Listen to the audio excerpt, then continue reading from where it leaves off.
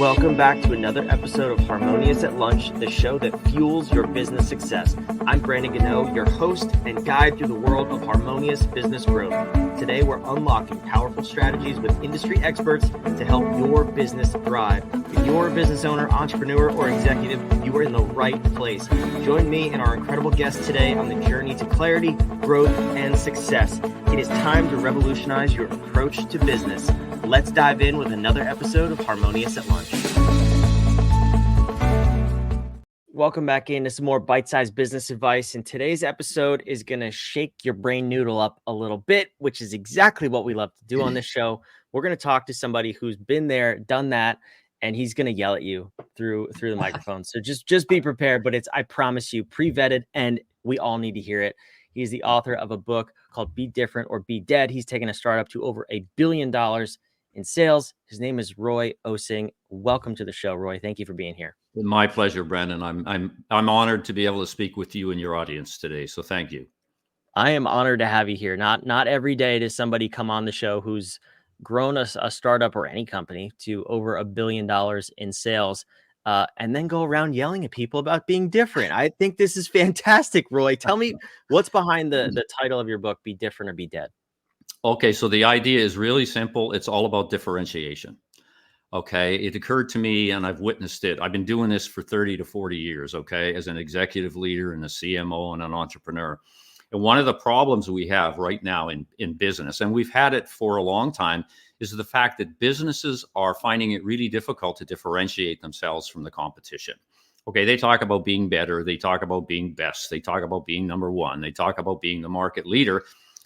That's a claptrap as far as I'm concerned, okay? And that's my name for it, because it doesn't mean anything, okay? Because who defines better and best and number one, et cetera, et cetera? And to a customer, it's not really helpful to make a decision as to who they're going to do business with when everybody's saying they're the best. If everybody's saying they're the best, they're all the same. They're sitting in a herd and they can't differentiate and distinguish themselves. So my whole life has been to try and figure out how to differentiate organizations and people, because this whole concept of differentiation clearly is an important consideration when looking at your career. You have competitors. You need to be different in a way that people care about. And that's the point I'm going to make here. Being different in my world is not about the color of your hair. It's not about your pronouns. It's not about your sexual preferences. It's not about your political affiliations and your ideologies. It's about doing things differently in a way that people care about. It serves other people. Okay, so if you think about it in a marketing context, it's about, I have a customer group. How can I satisfy what they crave, not need, because everybody plays in the need space. Roy doesn't play in the need space. He plays in the craving space. How can I satisfy what people crave in a way that nobody else does? And so the differentiation piece has driven me, okay, in terms of everything I did in business and my personal life. I mean, I'm a grandfather. I'm a be different or be dead grandfather. You can talk about that if you want. I'm on the cutting edge of that with my grandkids. And so my quest has been to create things that are clearly different than everybody else in a way that the people that I'm trying to serve care about. And so that's the genesis of the whole idea of being different. And growing a startup or an early stage internet company to $1 billion started out with, how can we be different? How we have a whole lot of competitors coming into this world, and I know what they do, right? And we're going to separate ourselves and we're going to do things differently and realize, as I was mentioned to you earlier, this business sat in a telephone company. Okay, so define traditional in any other way. I mean, whoa, we're talking about a really tough culture, engineering dominated, order takers, etc. And we had to morph that culture into something that was nimble, highly competitive, and outrageous in terms of the way we performed in the marketplace. We did that starting out with, how are we going to be different? How are we going to do things differently? And so that drove my my world as a leader, which, and I got to tell you, mate, I get goosebumps every time I think about what this team of people actually achieved. Like, we didn't know we were going for $1 billion. All right. We didn't know it. And looking back on it in retrospect, and I've talked to people who were on my teams, many times, or because they're still around, and they all get goosebumps when they think about what we did. And what better measure, okay, of how you feel about what you've done than getting goosebumps. Sorry, I diverted that a little bit. No, that's so cool though, because that's really what this is all about. Anybody can start a business. There is literally no barrier to entry. You just have to go form an LLC and boom, you're in business, right? What's the difference between that and a billion-dollar company? Well, probably not a whole lot, but you're hitting on it here with being different and being really, really good at what you're doing. So I'm curious, from the start of when you took over with this company, I don't know if you're allowed to say the name of the company, but I am curious about that. So I'll put that out there, but no pressure. What were some of the things you did to be different in the beginning, and how did that stack up to ultimately build a billion-dollar plus business? Yeah, sure. The company, it's a Canadian company. It's TELUS Corporation, and this was a few years ago. Of course, when the internet started, the business is now $18 billion a year. Okay, so I kind of like to think my team had a little bit to do with getting the kind of like the run rate on top line going. Well, you can't get to the 18th million unless you get the first, right? Billion, excuse me. You sort of have to get a billion at a time, right? but but look at yeah. So the question, how do you do that, is really a question about how do you get unbelievable growth in a business. Okay, and I want to say to you and your audience, if you want to disrupt, if you want to take your business to another level, if you want to create unimaginable growth, you cannot do it by continuing to do the same old things that you're doing now. You cannot do it by practicing textbook business 101. At least I couldn't. And I'm a pretty smart guy. Really? You can't do it. And so the sorts of things that we ended up doing were simple. They appealed to, I would say, the human emotion, grounded in good strategy to get them to execute. And so there's four kind of areas, and we could do a whole conversation on this. Four general areas that I focused on as a leader. We've mentioned one. One is differentiation, and I had to actually create what I call the only statement. Okay, I spoke earlier about claptrap. I had to come up with my only way to differentiate a company in a competitive world, and I came up with this notion called the only statement. The only statement is really simple. It says we are the only ones who, like, we're not better, we're not best, we're not, number one. We're the only ones who do what we do, and so I had to create a process, right, for actually developing that. And so I've called it my only statement, an only value proposition, to differentiate it from today's common claptrap ways of doing it, which is the universal selling proposition. Okay, if you do a deep dive on that stuff, it doesn't work. Okay, because it talks about what you think you are, Brandon, not what you are in a way that's different from your competition, that serves your target market in a unique way. There's only one process that does that, and yep, it's mine. Everybody else is talking about textbook USPs. Come on over to Roy's OVP. All right, so I had to create that. So differentiation. The second piece is get the plan just about right and focus on execution, because results do not come from the efficacy of your plan. I don't care about what they say. All right. Sure, you need to have directionally and notionally an idea about where you want to go. But why would you spend 80% of your time creating a strategy in an imperfect world? Okay, it actually implies that you know something that we don't. In other words, you have some sort of divine wisdom about where you're going to be 5 years from now. And quite frankly, that's bullshit. Nobody has that ability, okay? What you need is to get a direction right, execute really well, learn from execution, and adjust on the run. And I call it planning on the run. And so I created a planning process, Brandon, that basically gets your game plan, I call it a strategic game plan, gets that done in literally 3 days. Okay. And you can be executing this puppy in the fourth day, and it's all based on, and it's all structured to allow you to get to execution quicker. Okay. Stop studying and trying to be perfect in a world that will never allow you to be perfect. Does that make any sense? No. And in fact, it's getting worse. I mean, and yet I sit around watching organizations spend copious amounts of time with subject matter experts and predictive modeling and all this kind of stuff, trying to formularize a set of variables that have no formula. They don't. Okay. At least nobody's shown me a formula for the kinds of stochastic stuff that businesses run into when they start trying to achieve and perform at a high level. So the second piece for me was, hey, we're going to head west. People would think I'm crazy. So I'm your head west strategy guy. Okay. But I'm going to execute the heck out of it. We're going to learn where we go. So growing is critical that you focus on execution.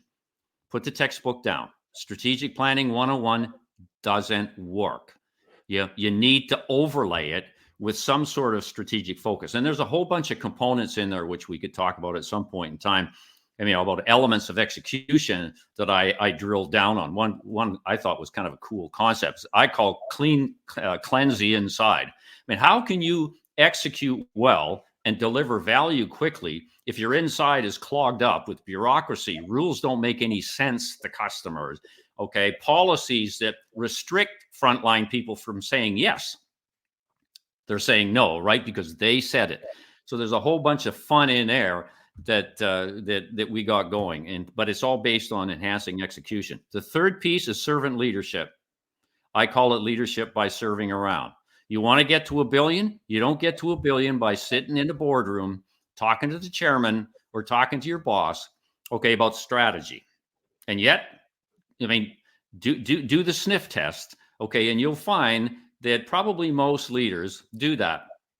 I did not. I was a guy who was in the trenches with frontline people every single day. In fact, my bosses would get mad at me because I didn't have the time for them. Okay. I wanted to be close to the people doing the work, doing the execution. Why? Simple. Because if I could help them execute better, guess what happens to my results? Boom. Right through. So this whole thing was oriented towards performance. And so, yeah, I did things like bear pit sessions, right? Where I would get, functional groups together. And it was just Roy with no entourage, baby. It was just me in there with people who were doing the work. And I had to earn their trust. I had to earn currency with them. And it got to the point where it was literally a mass crowd sourced, how can I help exercise, where they would tell me how I could help. And basically the responsibility was up to me to deliver. If I didn't deliver, it would be obvious that those sessions were bullshit and they wouldn't do it. But it was funny. People were signing up for them because it was an avenue for them to let the leader know what was wrong, and they trusted that we would get things done. The last piece I want to mention. So you want $1 billion, you got to differentiate, you got to execute, you got to serve as a leader. And the last thing is sometimes you have to do it yourself as a leader. I call it strategic micromanagement. I call it fingerprint leadership. There are things that should never be delegated, Brandon, never. Okay, and yet, look around. I mean, the world teaches leaders you need to delegate. You need to get out of their faces, Roy. You need to stop pressing them day in and day out. And yet, that's not what I'm talking about. There are certain things that, operationally routine stuff, you shouldn't delegate, okay? But things that are strategically required and important can only be done by the leader. Let me give you an example of a thing that I did that turned out to be quite interesting. And it was, our strategy was really heavy on customer loyalty, and we created a service strategy. We could talk about that too, because I had to create my own process for a service strategy. And it really focused on delivering amazing moments, I call them. People call it other things these days, CX, and they give them all sorts of anyways. The two choices were to deliver the philosophy. Our strategy is going to be to deliver amazing moments to customers and let everybody figure it out, or to actually get involved with defining and architecting what that moment looked like at the customer transaction. Okay. Well, my conclusion was, if I left it to everybody, they're all going to have their own views as to what that looks like. Right? Now, typically when you do that, what happens? You get dysfunction. It's not because people are trying to screw around. You've just empowered them to do something you shouldn't do. because they're going to come up with different approaches. And so I got heavily involved in architecting this moment with frontline people, et cetera. And we came up with a template. Okay, here's what the customer moment's going to look like. And it was amazing, right? I got so much hassle from the HR guys, right, that I shouldn't get involved in stuff like this. And we were unionized at the time. So I got hell from the union. You're trying to do their job. Didn't get it, right? But at the end of the day, we had a roadmap and we had a template of what that moment had to look like. And that led to things like how to measure it with customers, how to improve it. We had some basis. And more importantly, by my involvement, it mattered. Like service for 100 years. People talk about it, Brandon, but they don't know enough about it to get involved and actually execute on customer experiences. It's a great thing to talk about. You're right. That's more claptrap. Yeah, we provide delightful experiences, right? And then you sit in a call center for 15 minutes waiting for somebody to answer you, right? I mean, how disingenuous is that? It's intellectually dishonest. And so, yeah, I was a do-it-yourself guy, focused on customers, focused on retention, asked how I can help, tried to be helpful as a leader. All of those things together, and I can't give you, kind of like a quadratic equation, right, with a bunch of dependent or one dependent and a bunch of independent variables. I can't give you that because that's the kind of thing that unfortunately takes your mind off the ball. Look for ways of lighting fires in people, give them good direction, help them. I mean, it's not that complicated. Yeah, I love this conversation so much because this is what's missing in business these days. We want to follow the textbooks, like you said, and we want to see what the gurus are doing on social media, and it's not it. And I think where this conversation falls off the tracks that I want to highlight is the notion of being different, right? Where people are like, well, we're different, we're just out of the box, and we do things in a crazy way.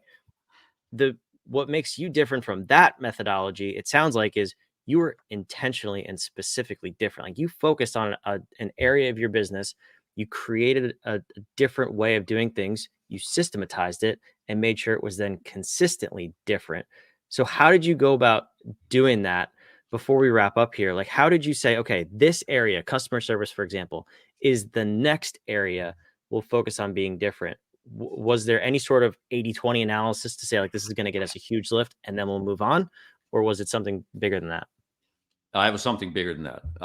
It started off with as a business, okay, what do we have to do? And so the process that I've had to create here, and it wasn't a process at the time, okay, because this was happening around us, right? This is real time shit, man. I mean, this was like descending on us.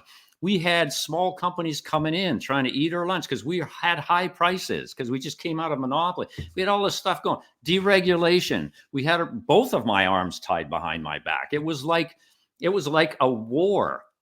And so, no, we didn't have time to sit back and carefully analyze the situation, right? And get the subject matter experts in a room and get their view. No, it was like this. We got to get going. What are we going to do? And so I hit on an approach at a very high level that I believe strategically, okay, would get us to where we were going to get to. But again, right, the proof was in the execution.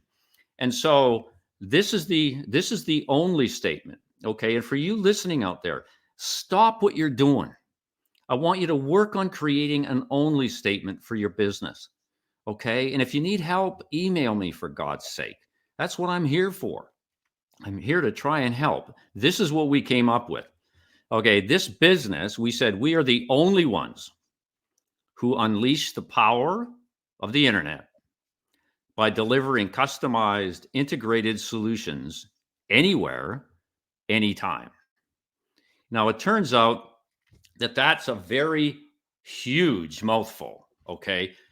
And there's a lot inside there. And so the process we used is we took that, we created as a team, myself and my vice presidents, we created that, and then we do what I call, we unpacked it, okay? Like, what do we mean by unleash the power of the internet, right? What do we mean by delivering customized solutions, integrated solutions? What do we mean by anywhere, anytime? You have to keep working that and working that down to a lower level of detail so you can explain it to people.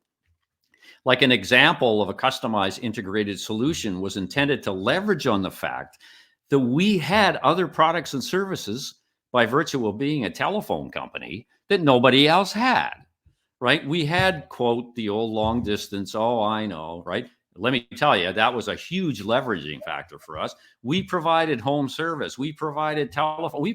So we got into this integration issue where we integrated all that with IP. Okay. And that's how we dragged those old monopoly customers into the internet. And that was behind unleashing the power of. It was about dragging people. And we came up with an advertising communication strategy called The Future is Friendly.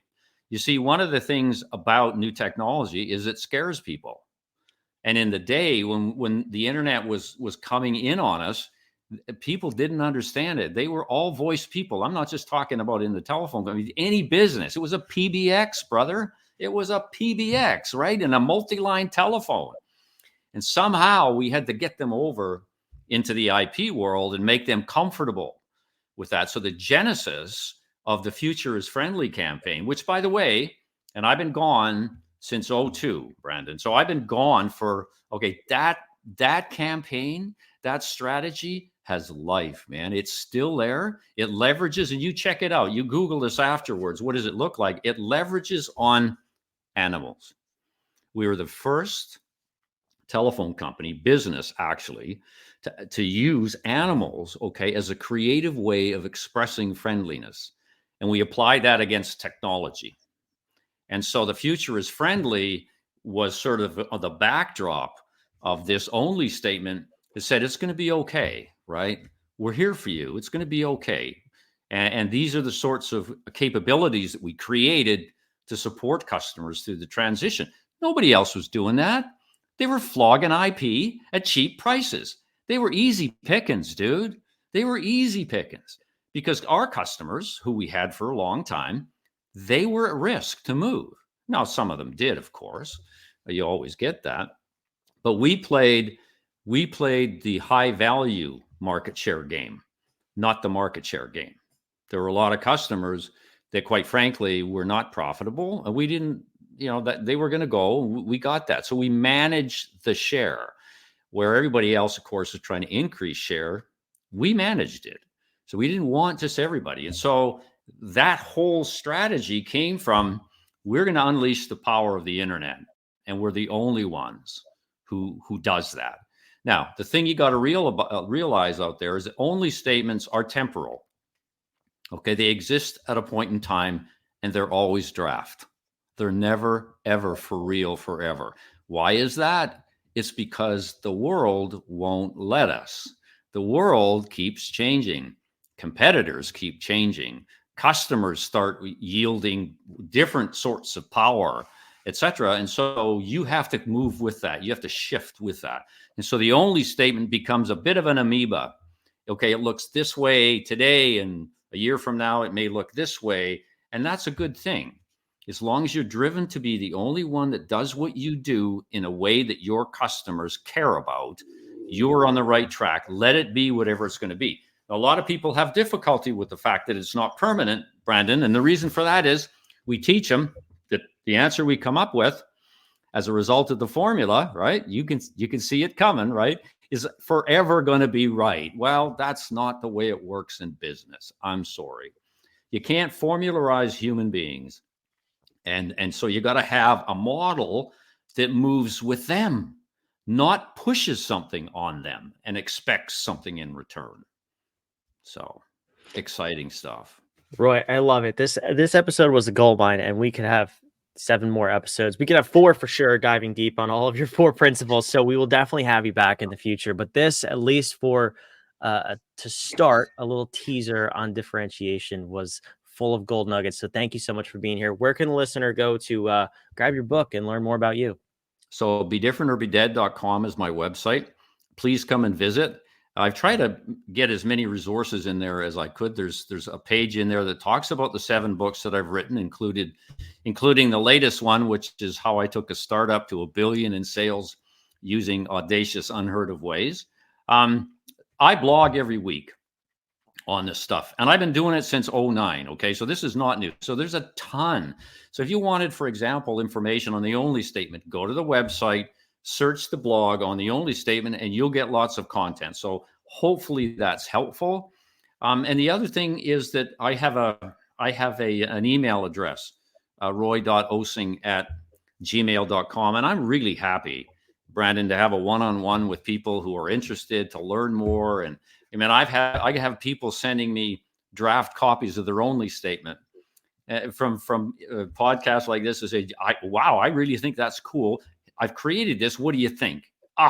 Man, I love that. I love it. So I'm approachable, I'm simple, and I'm more than willing to help. Because again, I'm trying to change the narrative. I'm trying to change the narrative and help do that. And in order to do that, I need you, and I need your audience to take a baby step. You know, we can take a baby step. We could be together in an army of being different, okay, in a way that people care about. And so the world needs us.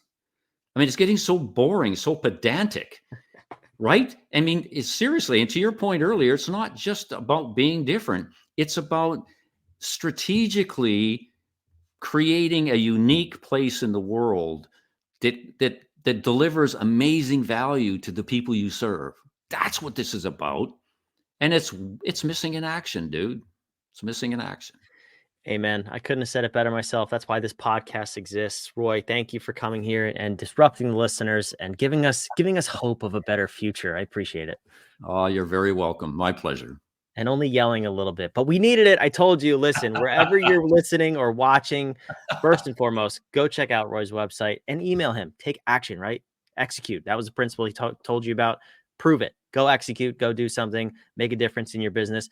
And also subscribe. Execute on that for me. We love putting these episodes out 5 days a week to get you out of the box you find yourself in business. And who knows, maybe you're the next $1 billion brand if you follow these steps. We'll see you on tomorrow's episode of Harmonious at